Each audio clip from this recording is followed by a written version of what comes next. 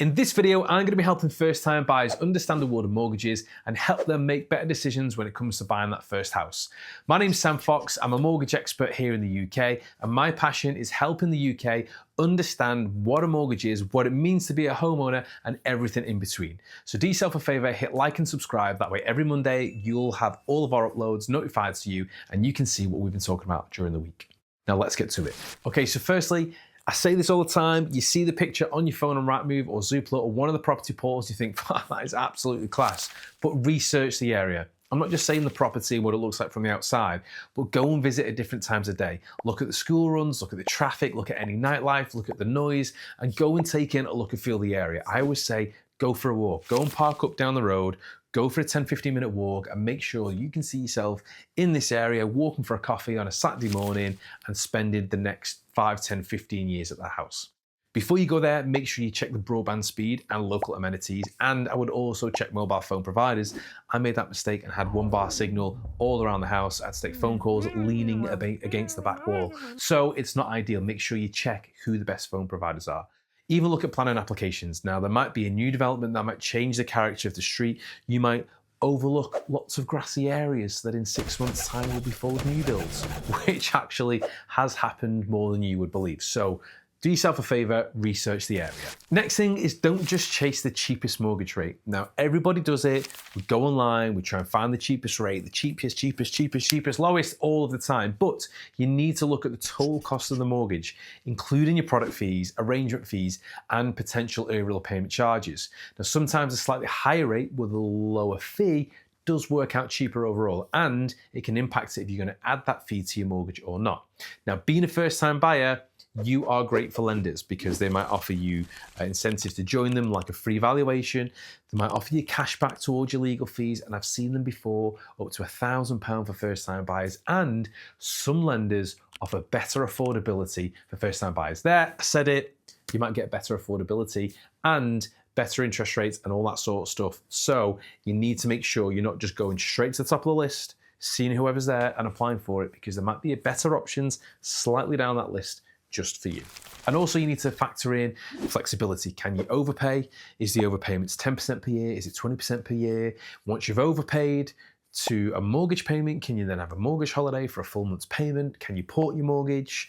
What are the other repayment charges? There are so many factors in choosing that deal other than what the interest rate looks like. So next thing is check how long the property's been on the market. Now, a house that's been sat on the property portals unsold for months might be a really good opportunity for you to negotiate, but it might be overpriced or it might have hidden issues in there. So you need to ask the agent why it's not sold yet.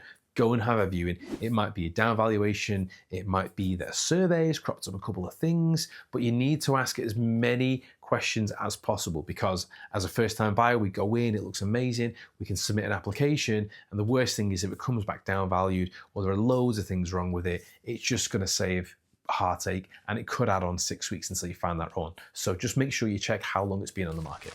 Next tip is don't stretch to your maximum mortgage offer. Yep, I said it again, something controversial. Don't max out your affordability, even though you might want to.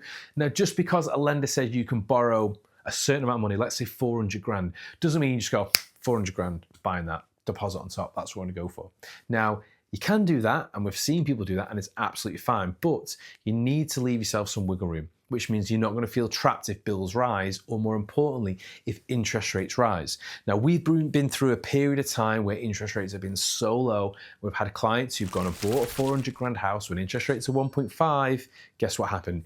Interest rates have shot up 4, 5, maybe even 6%. And they've contacted us straight away saying, well, I've taken on more debt, taken on a credit card, taken on a new car. So now I can't afford my mortgage payments. What do I do? They've had to sell it and downsize. So although a lender can say you can borrow up to £400,000, it's not a target, it's a guide of what they can lend you. And it's really important that you find the property that is best suited to your budgets, considering areas, its condition, motorway links, all that sort of stuff. So don't go for the maximum if you don't need to. And bonus, speaking of finances, don't just save for a deposit. Again, people say the deposit is the target for 10% of the purchase price, but they don't factor in solicitor fees, valuation fees, additional surveys that might be a few £100, moving costs, and even furniture. And many first-time buyers are shocked by hidden costs that add up quickly. But even worse, they don't add up quickly, they get whacked onto a credit card. So before we just keep going, oh bloody hell, like tapping away, or using your facial recognition to use your Apple Pay or Google Pay, you need to make sure you have that buffer. So if you're saving 10% of a deposit at the house, maybe try and save an extra 2, 3, 4% to use for those rainy days. And look, if you move in and you're not using them, cost great. Got a couple of months savings in there already for your new house, meaning that financially, you're much better off. So don't just save the deposit, save for extras as well. Another little tip for first-time buyers is consider a survey. Now, if you're buying a house that isn't a new build, let's say it's 10, 20, 30, 40, however old that it is, consider having a home buyer's report or full structural survey, as these dig much deeper and can uncover hidden problems like damp, roof issues, dodgy electric, or subsidence.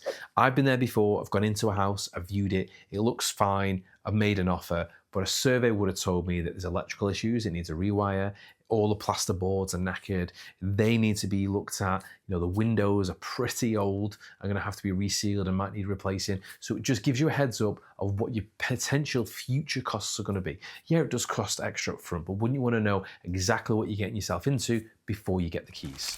And that's it. I'm going to let you get back to your day. That is enough of my waffle for one Monday. If you've liked what you've seen and you've got any questions, please leave the comments in below. It helps me understand what content you want to know about and how to buy your house, whether it be mortgages, savings, finances, viewings, you name it.